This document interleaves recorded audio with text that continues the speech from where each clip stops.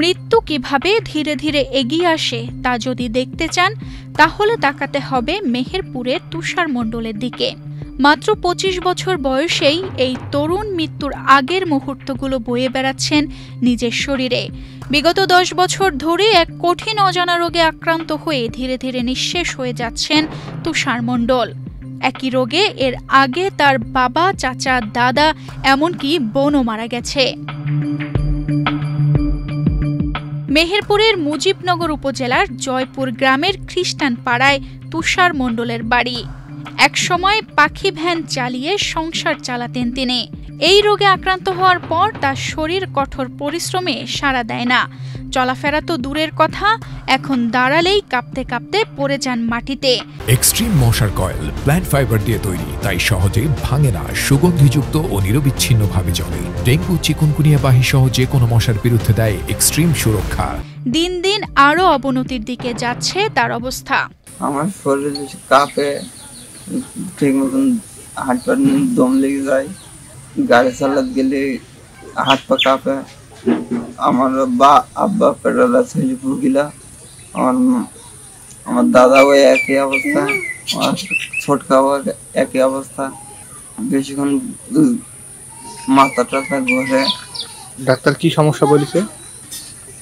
বললো কোনো রোগ নেই, তোমার লেবারের থেকে জন্ডিস। সংসার চালানো তো দূরের কথা, এখন সন্তান আর পরিবারের ৩ সদস্য নিয়ে ঠিকমতো সংসার চালাতে কষ্ট হচ্ছে।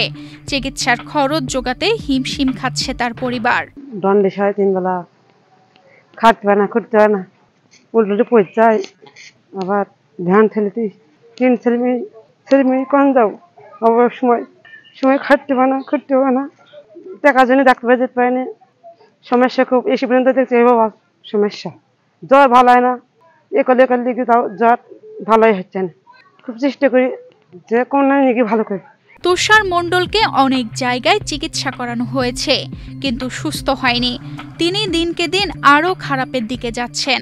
এই ছেলেও এই যে এখন এই অবস্থায়, এরও অনেক গরিব মানুষ, জমি নাই, জায়গা নাই, 3টি বাচ্চা। ওই তার স্ত্রীরাও একটু আল্লাহ মতন, তার মাও বিধবা। সংসারের কোনো আয় উন্নতি করার লোক নেই। এখন যে ও দেখাবে কি ওর এই 3টি বাচ্চা ভরণ পোষণ খাওয়া দাওয়া করবে, সে ক্ষমতা ওর নেই। এখন আমরা ওই একটা গাড়ি ছিল, চুরি করে নিয়ে গেল গ্রামের লোক, কর্তা তুলি তার গাড়িটার ব্যাটারিটা কিনে দিল, কিন্তু সে যে গাড়িটার ব্যালেন্স ধরবে এর শক্তি নেই। তার সর্বদেহ কাঁপে, টলমল করে, উল্টি একজনের গায়ে করি যায়। আবার যদি কেউ পাশে থাকে আমরা খপ করি গিয়ে তার ধরি তুলি দিই। ওই একজনের গাড়ির সাথে ধাক্কা মেরি ও গাড়ি ভেঙে নিয়ে বাড়ি চলে আসছে। এই অবস্থায় তার দিনপাত চলছে। স্থানীয়রা মনে করেন তুষার মণ্ডলের রোগটা বংশগত, কিন্তু আজও কেউ জানে না আসলে রোগটা কি। এমন একটা রোগ আছে যা কোনো নিষ্ক্রিয় করা যাচ্ছে না। আমার এই ভাইটা যা একটু ভিটামাটি ছিল বেচা কেনা করে চিকিৎসা করেছে, অনেক, কোনো কিছুই হয়নি। আমি তো আমার দাদার দেখিনি, আমার দাদার নাকি এই রোগটাই ছিল। তারাও অনেক চিকিৎসা করেছে, যেভাবেই হোক, গরিব মানুষ ছিল। এখনও তারপরে গেছে আমার এই কাকা, এর বাপ, তারপরে আমার ছোট কাকা এই রোগেই মারা গেছে, একটা বোন মারা গেছে। তো কোনো পাওয়া যাচ্ছে না, রোগটার নাম কি, কিভাবে হয়েছে, কোথায় থেকে উৎপত্তি হয়েছে, কোনো খবর নেই। সমস্যা হয়েছে ওই হাঁটতে পারে না, এরকম নিজে নানান এরকম নড়ি বেড়াচ্ছে। আবার এই একটা হয়েছে, এটা ওর কাকা। সবই মানে গোষ্ঠীটাই প্রতিবন্ধী। হ্যাঁ, গোষ্ঠীটাই প্রতিবন্ধী। ওই সরকারিভাবে কোনো সহযোগিতা দেখেনি, কোনো সময় দেখেন যে এটা প্রতিবন্ধী ভাতা দিল, এইটাকে কোনো ভাতা দিল।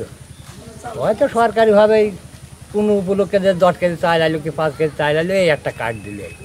তুষার মণ্ডল বাঁচতে চান, সমাজের বিত্তবান মানুষদের একটু সাহায্যই হতে পারে তুষার মণ্ডলের জীবনযুদ্ধের আশার আলো। তানজিদা রহমান, ইনায়া, বাংলাদেশ প্রতিদিন।